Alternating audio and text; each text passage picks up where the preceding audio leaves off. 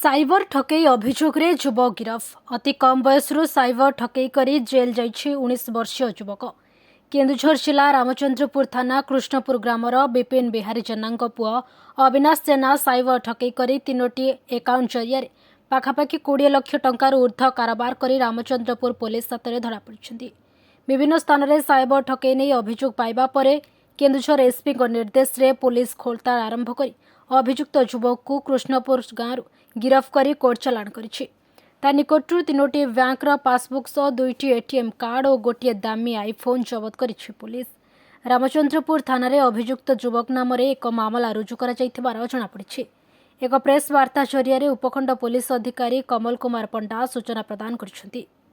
देखो वर्तमान आमर national cyber crime portal NCRP portal माध्यम देश सारा इंक्लूडिंग आमर राज्य में बहुत गुड़े म्यूल अकाउंट्स ऑपरेट होचे एवं से ऑपरेशन माध्यम बहुत साधारण जनता ठकईर शिकार होचंती, साइबर ठकईर शिकार होचंती। ए बाबद ओडिशा रे हमर साइबर कवच ऑपरेशन चली एवं आमर एसपी केउंझरंकर निर्देश मते आमर आनंदपुर उपखंड रे जो थाना गुड़िक रही सेठी मध्य ऑपरेशन चली। से ऑपरेशन परिप्रेक्षी में रामचंद्रपुर पुलिस स्टेशन रे गतकाली गोटे केस रुजु कराई। Case number 50 under section 318(4), 317(2), 336(2) BNS red with 66C 66D IT act रे गोटे केस कराई। यही केस रे जन एक व्यक्ति तांका नाम अविनाश जेना घर घर हूँ कृष्णपुर। सी बैंक ऑफ इंडिया रे गोटे अकाउंट खोली से अकाउंट माध्यम से 1.5 लाख टंका 3टा फेज रे 1/11/25, 3/11/25 और 7/11/25 रे से उठाण करछन्ती। एई विड्रॉल अमाउंट 3टी जाक अमाउंट साइबर पोर्टाल रे फेक बोली बा ठकईर शिकार होइतबा लोकंकर टंका बोली धरा पड़ी।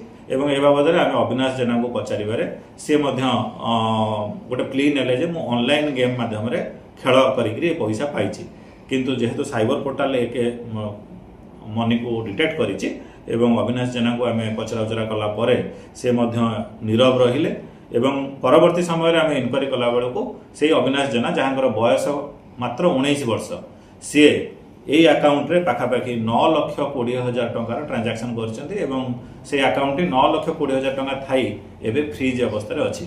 एवं तांकर गोटे यूको बैंक घसीपुरा रे गोटे अकाउंट अछि जो अकाउंट रे पाखापाखि 11,50,000 टंकार से ट्रांजैक्शन होइछि। आकु छाड़ी सी तांकर गोटे माँ गोटे अकाउंट अहल्या जेना सी बैंक ऑफ इंडिया रामचंद्रपुर रे अछि एवं उक्त अकाउंट से 46,000 टंकार गोटे फ्रॉडुलेंट ट्रांजैक्शन करिसेंती। तेणु यही सब 3टी 4टी मल्टीपल अकाउंट से रखिकी जो ऑनलाइन गेम खेलुचंती कही जो प्ली नहीं से साइबर क्राइम करुचंती एवं साइबर क्रिमिनाल मान सहित जड़ित रही यही ठकईर पैसा गुड़ा को से आत्मसात कर बाबद ना गोटे केस करा एवं निकटरू अड़ती ब्रांच बैंक ऑफ इंडिया रो पास बही, रामचंद्रपुर बैंक ऑफ इंडिया रो गोटे पास बही एवं यूको बैंक घसीपुरा रो गोटे पास बही, 2टी डेबिट कार्ड, गोटे पैन कार्ड, गोटे आधार कार्ड एवं से व्यवहार करुवा मोबाइल फोन आईफोन को जबती करा जायछि।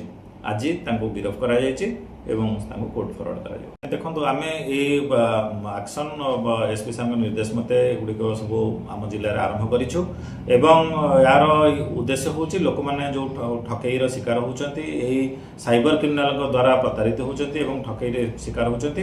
तेणु ये आमे ए प्रेस मीट आपण मानक माध्यम रे आपण लोक मानक आह्वान दउछु जे पिला मानक ऑनलाइन गेम खेलिया पे मना करंतु।